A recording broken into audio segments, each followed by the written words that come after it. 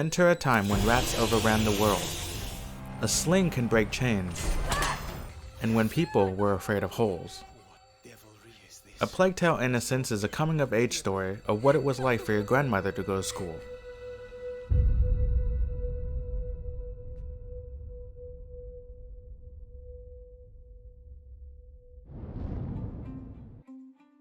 Hello and welcome to my review of A Plague Tale: Innocence. Inspired by The Last of Us and Brothers: A Tale of Two Sons, this action-adventure stealth survival horror game was developed by Asobo Studio, a relatively unknown studio at the time. On May 14th, 2019, this game was quietly released for Windows PC, PlayStation 4, and Xbox One, and it was later ported over to the PlayStation 5, Xbox Series X and S, and Nintendo Switch on July 6, 2021. Asobo Studio used their proprietary in-house engine that can render up to 5,000 rats at one time. Like the people in Assassin's Creed Unity, only nearby rats are fully animated to ensure that it wouldn't bite into performance. There are 4 levels of detail for the rats, with the farthest rats becoming just a background, non-animated mesh of disease. Founded in 2002 and based in Bordeaux, France, Asobo Studio has a history of making video game adaptations of Pixar films. But up until this game's release in 2019, their last original title was a racing game from 2009 that received very mediocre scores. So how good can A Plague Tale: Innocence really be? A new IP from a relatively unknown developer and a game unlike anything they've made before. Actually, they've made a rat game before. Anyways, that game got like a 6, so it was just okay. And with the narrow range of games and a shallow portfolio to draw from, it didn't exactly inspire confidence, but I also didn't know what to expect. I had my doubts, but let's check it out and see. It's 1348 in Aquitaine, a region in France that borders Spain. Things look nice now, but what's a horror story without things going south? If the Black Death wasn't enough, it also takes place during the 100 Years' War when Britain invaded France. You'll see quite a bit as you run from the plague, hostile villagers, British forces, and to top it off, also the Inquisition. The physical manifestation of the Black Death is represented by rats, lots of them. Hundreds of glowing eyes set in a dark wave comprised of diseased rodents invokes a gnawing fear that will strike you to your core. You'll become wary of every dark corner. The manner in which the rats consume flesh is so horrifyingly gruesome, yet also satisfying because the terror and suspense is gripping and persistent, unlike games that rely heavily on cheap tricks and jump scares. Travel across the war-torn and plague-ravaged country, from your peaceful home, through villages, across battlefields, and even through ancient Roman ruins. The graphics are quite spectacular, and the lighting is dramatic, creating an atmospheric experience that never makes you feel safe for long. There were a couple of nitpicking points.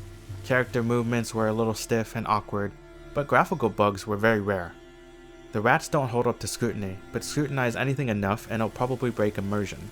Thankfully, this game didn't give me many reasons to examine it under a microscope. You can bet your plague-ridden bum that many people are going to die. A Plague Tale: Innocence follows the story of Amicia and Hugo de Rune, children of a noble house hunted by the Inquisition on the belief that they caused the plague, because people back then believed anything. The game explores the relationship between the two siblings and the other children they meet along the way. As you progress through the story, uncover the secrets behind your lineage, and explore the themes of innocence and the loss of innocence, as the children are forced to do things they should never have to do in order to survive. Progressing through the story will come in the form of chapters and at times plays like an interactive film. It's a linear game, so there are no side quests that would distract you or slow the game down. At first glance, there seems to be a deep story, but it's actually pretty straightforward, and that's okay because the game's pacing is really good. Carried by the great narrative direction, alternating between the steady puzzle solving, high-octane chase sequences, and small moments of respite.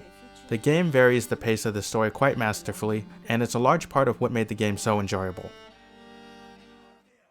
Traversing through medieval France was quite special, even if it was overrun with the plague. The game uses a third-person perspective and employs a Tomb Raider and Resident Evil-esque traversal and puzzle-solving system that'll be quite familiar to those who have played those games. There are painted ledges to mark the way, and despite looking like a fully explorable world, there are quite a few invisible walls. And of course, who can forget the furry vermin that have overrun the country? Rats reside in the darkness and are sensitive to light. You can use fire to ward away the rats, and this will be your main way of keeping the plague at bay. The stealth in the game is quite standard and works well. Move behind enemy lines, out of sight and out of mind. You'll sometimes have to use objects to distract guards or study patrol patterns to navigate past them. Another major gameplay aspect is puzzle solving. You can solve some puzzles alone, but some will require you to direct Hugo to do certain things that Amicia cannot. However, the puzzles were relatively simple, and even though the puzzles became more difficult and creative later on, it still left a little or a lot to be desired depending on how much of a challenge you want. Overall, Traversal is fairly linear, quick, with minimal backtracking. Stealth works well, and puzzles were interesting. Some might find it a little too on rails, but I thought the pacing made up for it, even if it was a very guided experience. The controls were responsive and accurate. You are a normal 15-year-old noble girl. You don't have superpowers, only a sling and a little brother you're trying to get to the doctor. Rats will quickly kill you, humans will easily kill you, everything will kill you. The ever-present danger of death is always in the back of your mind, which is why it's so much fun. But you are far from helpless. Amicia wields a sling gifted to her by her father that's lightweight and easy to use. Like in many Resident Evil games, aim and hold until the reticle focuses for maximum accuracy. I played on PC with a mouse and keyboard. As you progress through the story, more options will open for you. There's no leveling or skill tree system, but the game implements a crafting system. Find materials scattered in the French countryside to upgrade your bags to increase its capacity, and modify your sling to make it more powerful. You'll even be able to craft different types of ammunition and bombs later on. There are plenty of materials, but I would have liked for them to have added a difficulty setting to increase resource scarcity to really emphasize the survival aspect of survival horror. But maybe Asobo didn't want to make that type of game. There are no traditional difficulty options, but you can change some settings to make the game more challenging. You can lower the extremely generous aim assist and remove HUD options for a more immersive experience. Throughout France's countryside, cavernous cathedrals, derelict castles, and ancient ruins, you'll find various collectibles. Gifts and curiosities are items that add a bit of extra information regarding the time period, or some background information regarding the characters. Even Hugo has a penchant for flowers he finds along the way, and seeing Hugo place a flower in Amicia's hair will invoke warm feelings I have so long tried to suppress. There isn't much backtracking in the game, so if you miss them, you'll likely be out of luck. Usually playing as kids is super lame, but this was actually fun because the children were clearly having a rough time. Nobody wants to see kids have a normal childhood. Think Harry Potter or Stranger Things, but seeing Amicia and Hugo in such danger instantly made them likable. The child actors Charlotte McBurney and Logan Hannon were the voices for Amicia and Hugo respectively.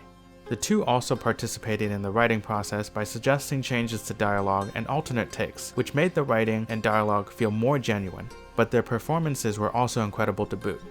I was not expecting this level of voice acting from the game, and it really brought the game to life, especially the two siblings. The music was good. Would I listen to the soundtrack on its own? Not personally, but does it do a good job at making the tense moments feel tense and the calm moments calm? Yes, without question. The sound design was very well done as well. The sounds of rats scurrying across the floor and the high-pitched squeaks, hisses, and chatterings will put you on edge as you know they're waiting for their opportunity to strike. Like Guerrilla Games, the developers of Horizon Zero Dawn, Asobo Studio delivers a game outside their typical expertise. In a world of remakes and remasters, I'm glad a new IP like this was created and even happier that it was pretty good.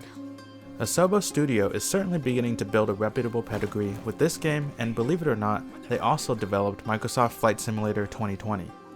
For any of you who know me, I'm a sucker for anything set in Europe. France even more so. Yes, even the rats. A Plague Tale Innocence doesn't lean too heavily in any one direction, instead utilizing light elements of stealth, puzzle solving, and action. It's very 2013 Tomb Raider-like in its execution, but even more linear than those games. But that's not a bad thing. The narrative direction, story, storytelling, and game pacing shine through even the Black Death. While the puzzles left something to be desired, it was an immersive experience that implements horror and suspense very well. Is it perfect? No. If you look closely enough, the rats could be more lifelike and the character animations were a little stiff, but none of these things took away from the experience. With great voice acting, likable characters, and all the other things I've mentioned before, A Plague Tale Innocence is a game I highly recommend. If you're still on the fence, try the demo. Thank you so much for watching. If you played this game, let me know what you thought, and let me know what you would like to see in the sequel. Until next time, see ya.